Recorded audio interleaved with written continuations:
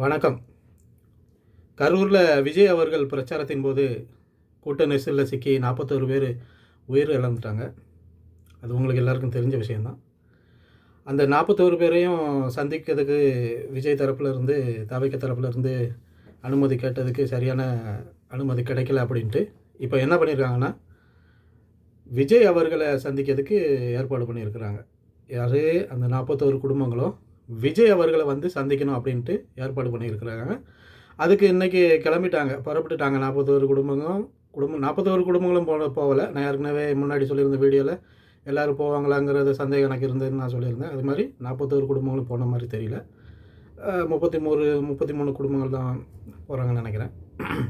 கிளம்பிட்டாங்க. அங்கேருந்து பஸ்ஸில் கிளம்பிட்டாங்க. வரவழைச்சி சந்திக்கிறதுக்கு ஏற்பாடு பண்ணியிருக்கிறாங்க. சரி, இப்போது அங்கே போயிட்டு சென்னையில் போயிட்டு என்ன பண்ண போகிறீங்க? விஜயை சந்தித்து விஜய் அவர்களை தவிக கட்சி தலைவர் விஜய் அவர்களை சந்தித்து கட்டி பிடிச்சி அழ போகிறீங்களா? என் பிள்ளை இப்படி பறி கொடுத்துட்டேன், என் பிள்ளை போச்சு வச்சுன்னு கட்டி பிடிச்சி அழ போகிறீங்களா? இல்லை அவர் சட்டையை பிடிச்சி நீங்கள் கேள்வி கேட்க போகிறீங்களா? நீங்கள் வந்ததுனால தானே, உங்களால் தான் என் குடும்பத்தில் உள்ள பிள்ளைகள் போச்சு, என் குடும்பமே போச்சு, எல்லாமே போச்சு, என் பிள்ளை செத்து போச்சு, எல்லாம் போச்சுன்ட்டு அவர் சட்டையை பிடிச்சி கேள்வி கேட்க போகிறீங்களா? இல்லை 20 லட்ச ரூபா உங்களுக்கு விஜய் அவர்கள் கொடுத்ததுக்கு அப்புறம் நீங்கள் அங்கே சந்தித்த பத்திரிகையாளர்கள்கிட்ட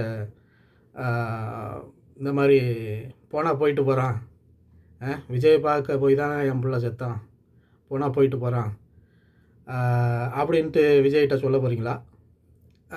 தம்பி விஜய் அவர்களே, பரவாயில்ல ஐயா, என் பிள்ளை போயிட்டு போகிறான் ஐயா, 2 பிள்ளைகள் பொட்ட பிள்ளைகள் போயிட்டு போதும் ஐயா, உங்களை நேரில் பார்த்த சந்தோஷத்தில் போயிட்டு போகிறோம் ஐயா அப்படின்னு நீங்கள் அவர்கிட்ட சொல்ல போகிறீங்களா?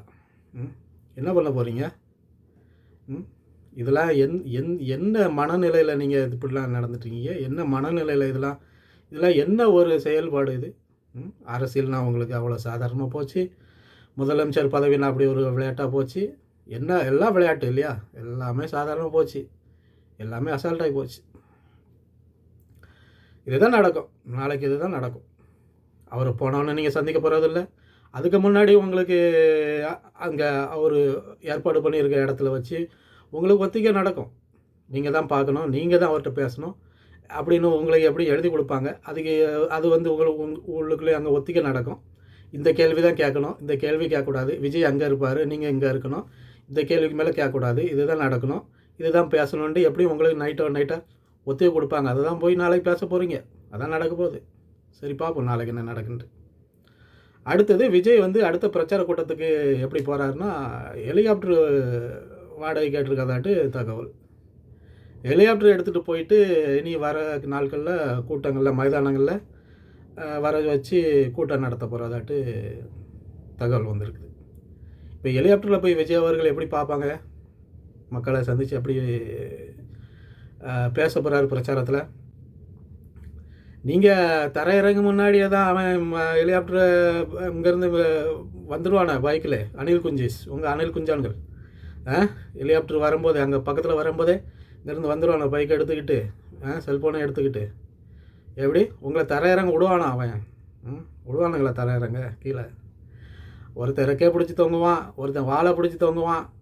அதேமாரி நீங்கள் இறங்கிட்டிங்கன்னா ஆளுக்கு ஒரு ரெக்கையில் பிடிச்சி தொங்கிட்டு அடப்பானுங்க. ஒருத்தன் வாழை பிடிச்சி தொங்கிட்டு அடப்பான், ஒருத்தன் வீலை பிடிச்சி தொங்கிட்டு அடப்பான். அந்த ஹெலிகாப்டர் கீழே இருக்கும் இல்லையா, அதை பிடிச்சி தொங்கிட்டு அடப்பானுங்க. இவனுக்கு தொங்கி ரெக்கையை வளைச்சி விட்ருவானுங்க. ஒரு ரெக்கை கிழக்கமாக்க திரும்பிடும், ஒரு ரெக்கை வடக்கமாக்க திரும்பிடும். கடைசியில் நீங்கள் எல்லாம் பிரச்சாரத்தை முடிச்சுட்டு பைலட்டு மேலே டேக் ஆஃப் பண்ணுன்ட்டு கிளம்புவார். அது மேலே ஏறாது, அது ஒரு கரவாக்கில் எடுத்துகிட்டு போய் எங்கேயா உடைக்குள்ள கொண்டு சாத்தி விட்ருவோம் உங்களை. இதான் நடக்க போகுது.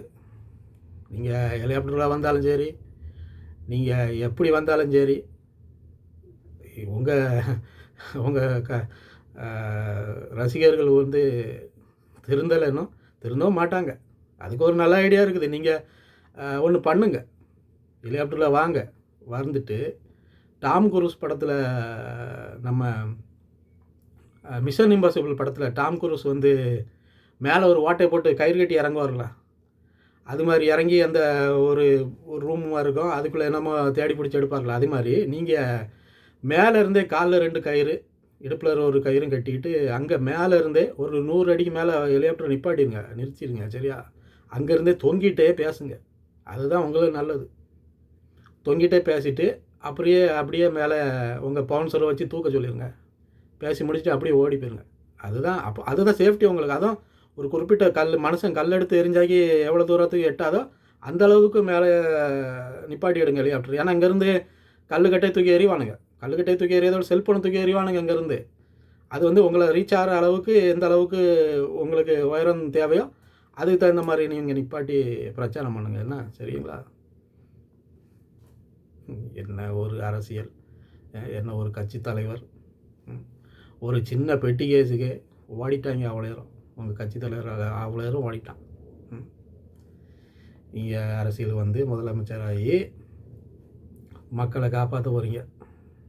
பார்ப்போம் என்ன நடக்குன்னு, வரக்கூடிய நாள்கள் என்ன நடக்குன்னு பார்ப்போம். நாளைக்கு நீங்கள் மக்களை சந்தித்து என்ன பேச போகிறீங்க, என்ன சொல்ல போகிறீங்கன்னு பார்ப்போம். இதான் நடக்கும். நான் பேசுகிறோம் நடக்கும், வேறு என்ன நடக்கும். நன்றி, வணக்கம்.